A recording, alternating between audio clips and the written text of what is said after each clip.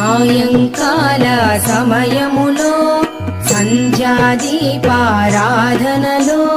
వచ్చును తల్లి మహాలక్ష్మి, వచ్చును తల్లి వరలక్ష్మి. కాళ్లకు గజ్జెలు కట్టింది, మెడలో హారము వేసింది, పిలచిన వెంటనే పలికింది, అడిగినదంతా ఇచ్చింది. సాయంకాల సమయములో సంధ్యాదీపారాధనలో